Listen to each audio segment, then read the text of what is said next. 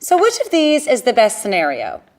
Repairing your heating and cooling system when it breaks down, replacing it when it dies, or taking steps to avoid those two things from happening in the first place?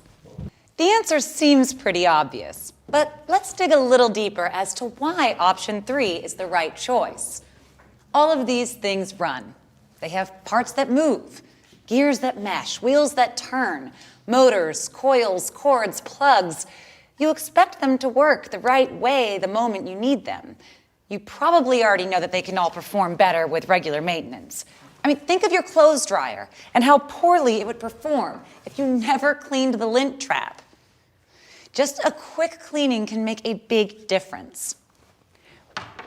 Which brings me to this. Something you rely on almost every single day, and your home could be in bad shape if it breaks. But when it comes to regular maintenance, most homeowners never even give it a second thought. This is your home's heating and cooling system. And guess what? It won't last forever just because you want it to and because you want to ignore it.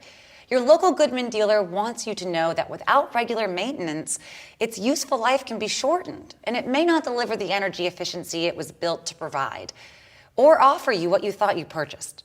Not only that, with regular maintenance before each cooling and heating season, you could correct a tiny problem inexpensively and quickly before it grows into a big, inconvenient, expensive disaster.